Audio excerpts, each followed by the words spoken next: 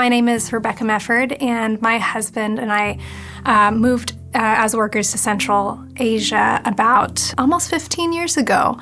And we have 3 kids now, and have been in the same country in Central Asia for almost 15 years. And we just recently moved locations to take on a new role in continuing to do church planting, but also modeling and training church planting for new cross-cultural ministers that have come. We coach them in language acquisition, in cultural acquisition, and then also we do studies on the theology of why we do what we do. New Life was actually my mom's home church from when she was a kid, and so it's kind of a family legacy for us, I think I would say, and it's become a very special place. We'd always tease my dad because, he'd tuck us in at night, but instead of, reading a Berenstain Bear book or something like any other parent, he'd be like, okay, let's talk about unreached peoples of the world. And so, it's a familiar concept to me.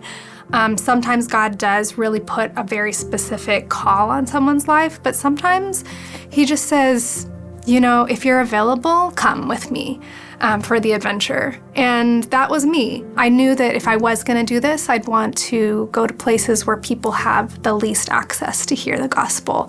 And that's when I met my husband and he was getting ready to go to Central Asia, that fit in that category for me. So I was like, okay, I don't know anything about this people group we're going to, but I'm excited and I'm ready to learn. One thing that I really love about the cultures that are present in Central Asia is that they're very relational, and there's a huge value on hospitality. And so that's something that I've really been able to learn from the people of Central Asia. But the ladies that were in my neighborhood, my neighbors, they just really kind of mothered me and just showed me what it means to say, hey, I just met you, but come into my house and let's have some tea together.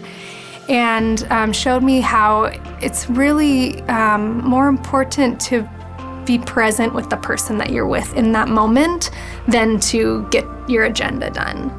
And I think that's a really beautiful thing that I've learned from the people that were around me. We come from a very modern Western culture that really prioritizes efficiency, results, and that's very hard in these sensitive creative access countries because these are places that are unreached for a reason. They're difficult fields because people are not just ready to sign up to become Christians. In the country that we were in, it's a secular government, but 99.8% of the people in that country subscribe to a certain religion that is not Christian, of course.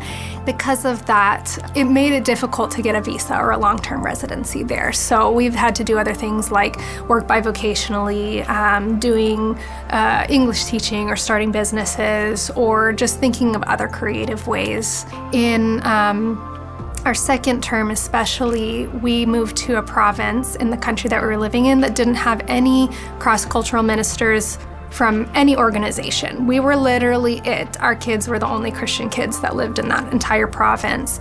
And so when you start from zero, you have to just start by talking to a lot of people about Jesus. New Life support has really meant a lot to us for all these years. It's very personal to me, having grown up in this church. I went to RCS for a couple different years when my family was in the States. So it's really sweet to have that personal relationship with you guys. It's really enabled us to be on the field for 15 years and going. And it's not just the big picture of, okay, we're on the field, but sometimes your church has really provided very tangible needs for us as well. At one point, you guys bought us a washer machine, and it's just a big blessing on a daily basis. So we really appreciate it.